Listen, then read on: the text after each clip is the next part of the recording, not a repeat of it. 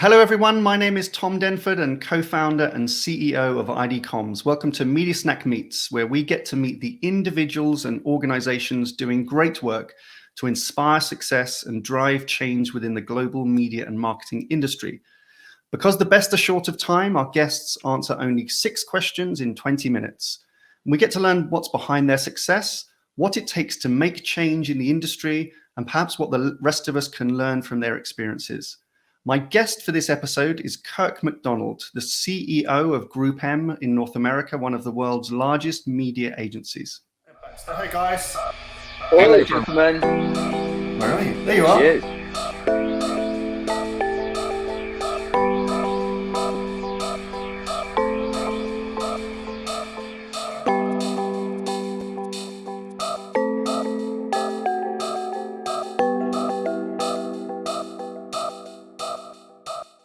Hey, great to be here, Tom. Thank you for having me today. Good. Well, welcome to Media Snack Meet. So we'll go straight in. First question for you. Just for those that don't know, in a couple of sentences, just tell us who you are and what you do now in your new role as leading GroupM. Oh, okay. I'm the CEO of GroupM North America, as was just mentioned. I know it's probably familiar to the audience, but just in case, GroupM is the parent company that is parent to Mindshare, Mediacom, Wavemaker, and Essence, and some of the best agencies, I think, in the world. I mean, just last week, Adweek recognized Wavemaker and Mediacom as best agencies in the US and globally, respectively. And Mindshare and Essence were recognized with similar honors from Campaign. In short, my responsibility is to make sure that GroupM and these agencies take a client-first approach to everything we do.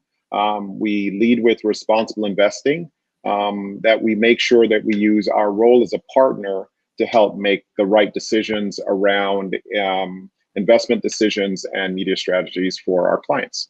Great. And for those outside the industry that aren't aware, what are some of the major clients of GroupM, or the companies that you work with?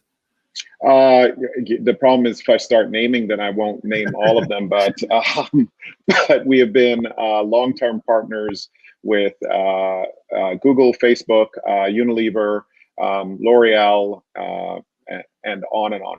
Procter & Gamble, and many, many, many more.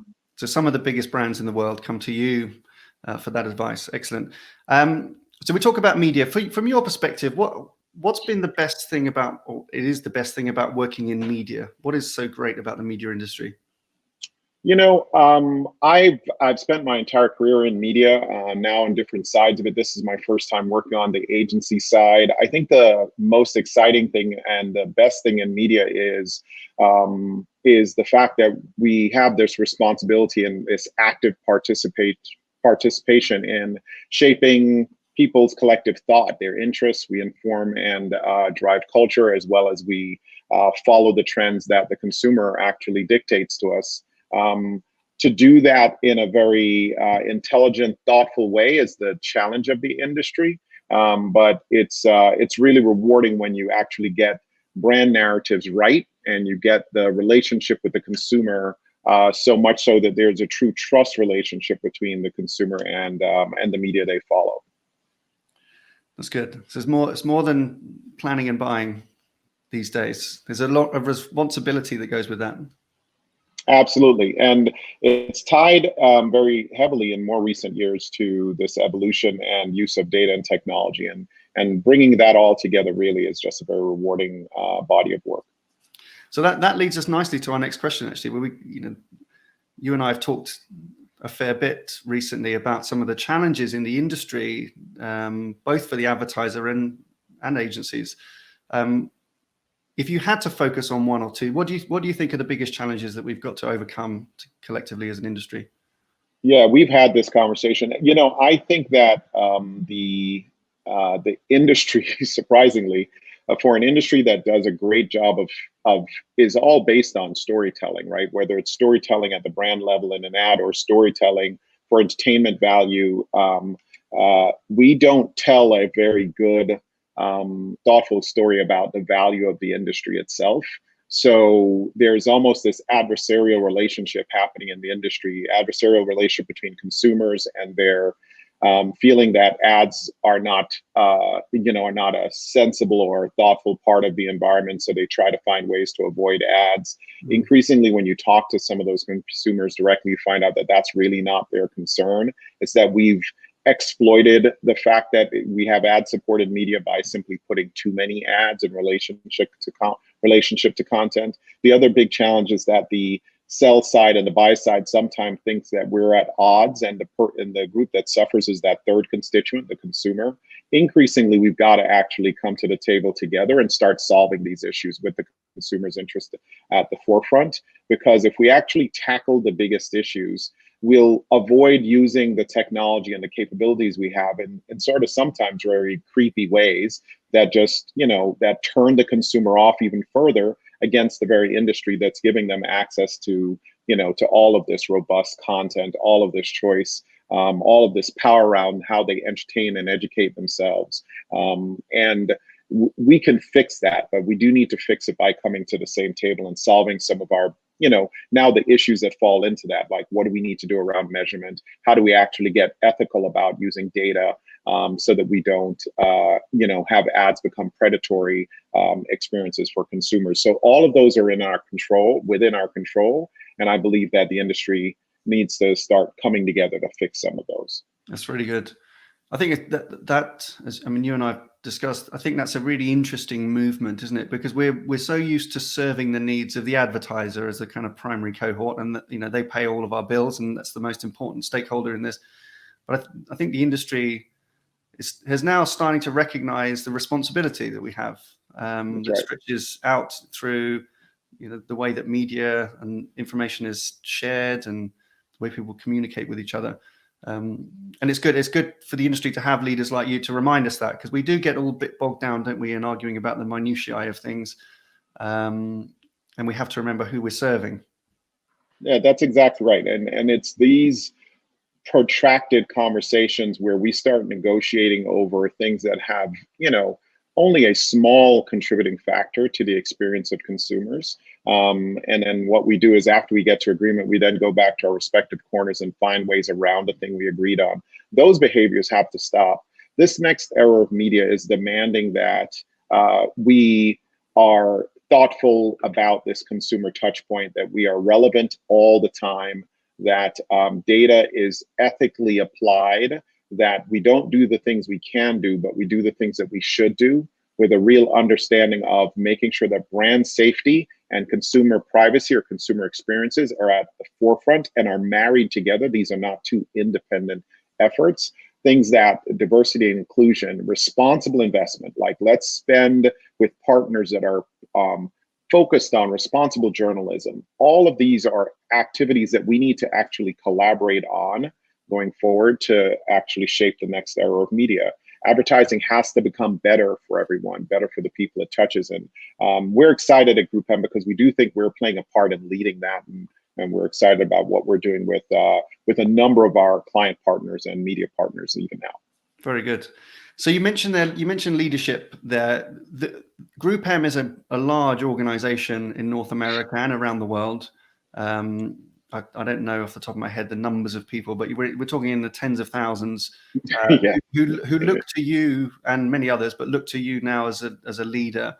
So our next question is, what's your favorite piece of business or leadership advice, either that you have received or that you give consistently, that you think would be helpful? I'm going to stay away from all of the classic ones, be a servant leader, et cetera. I think all of those pertain. Just very simply, one day someone said to me, you're not a leader because someone gave you the title. Like, that just means you have the title. The only thing that defines a leader is who's willing to follow you. So to the degree that you can create followership, that's true leadership.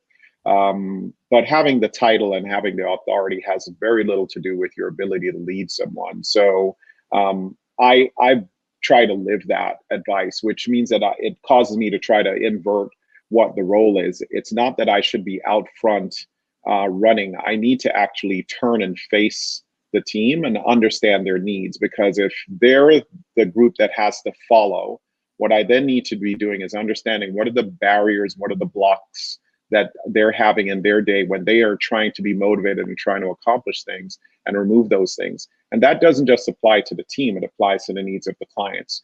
Face the clients. What are the things they're trying to accomplish? Then turn around and move those blocks, making sure that we stay in touch with their needs. But running ahead just means that you're out in front, doesn't mean that you're leading, because if the group's not following, you're just running alone. Yeah. And that's not the goal last time I checked of leadership.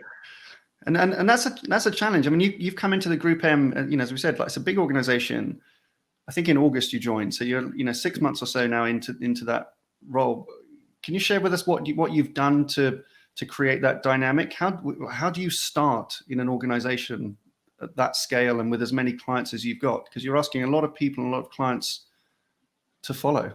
Yeah, very simply for me, it's you start by respecting that the organization is doing well when it was doing well before you got here. So I always try to assess, was I brought on board because there were things to fix? Was I brought on board because we had problems that needed, someone to come in? Or sometimes you're actually just brought on board to sort of accelerate work that is already underway. I said this to the team early when I got here, and I still hold it to be true. Nothing's broken. I couldn't find anything broken after sort of doing the first 30 to 45 days where you do nothing but go on a listening tour. Nothing's broken. But I did start finding a lot of things that people were energized to get done. All of it really good work. All I believe I've done since then now is created some organizing constructs for where that work can actually be consolidated sometimes. Since work was similar, I saw patterns in terms of the priorities across the business, created that organizing construct, invited the team to consider it. When they saw it, they started refining it. Now we collectively as an executive team turn that into something that is sort of our operating plan going forward.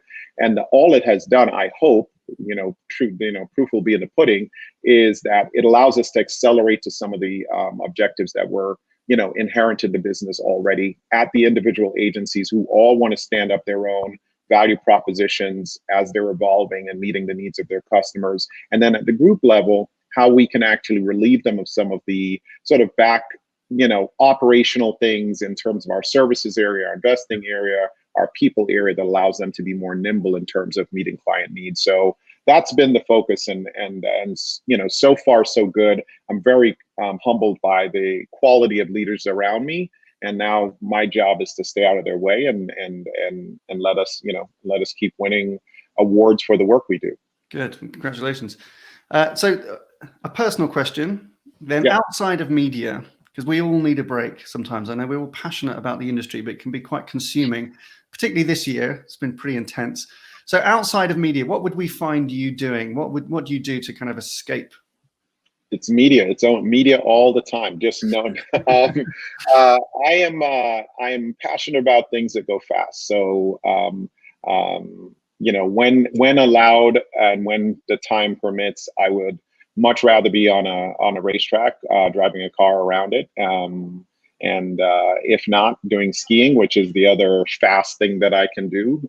Both are legal. Notice I said speed on a racetrack and ski within limits. But yeah, anything that goes fast. Excellent. Good to know. Good. Well, listen. So where we end up, you bring a lot of energy, and you brought a new energy, I think, to the GroupM organization, certainly. And when we've spoken in the past, I've enjoyed the narrative I think you're bringing to the agency community anyway. But for you personally, we talk about some of the challenges that we've got as an industry. We've got ways to go, and it's particularly the agency, I think, are going to undertake quite a lot of change culturally. There's quite a lot of change going on. What are your hopes for the business in the year ahead? What would you like to see 12 months from now? I'm very optimistic. So, I think everyone wants to shed despite the fact that we took the lemons and turned them into lemonade. Someone made that into a commercial. The lemons of 2020 and turned them into lemonades. Everyone, I think, is excited about shedding the year and came into 2021 very optimistic. However, I actually look at 2020 and saw a lot of innovation. I saw a lot of new ideas come out of having just being forced to think about how do we work together differently? How do we work together in remote locations, more collaborative ways, connect over these platforms, as well as how do we connect with our audiences? I saw e-commerce take a boom. I actually am excited about this year and continuing that sort of trend of innovation. There are a bunch of things that accelerated as a result of 2020. That acceleration is sort of bringing us into a new relationship with our audiences everywhere. And I'm excited about what that means for our brands. I'm excited about the part that we get to play in helping our brands keep those connections strong and tell that narrative. And that's what I'm looking forward to as we go into 2021. Good. A great thought. Kirk McDonald, thank you very much. Hey, thank you, Tom. Who would you like to meet on future episodes? Please let us know in the comments below. Subscribe to our channel, where you will also find previous guests, including leading media executives from companies like P&G, L'Oreal, Mars, MasterCard, and many more. Plus some of the industry's most provocative thought leaders, such as Belinda Smith, Jerry Dakin, Professor Mark Ritson, Nadine Karp-McHugh, and Gary Vaynerchuk. You can also subscribe to get new episodes each week, and if you like this episode and think someone else would, then please do share it. Thanks so much for watching.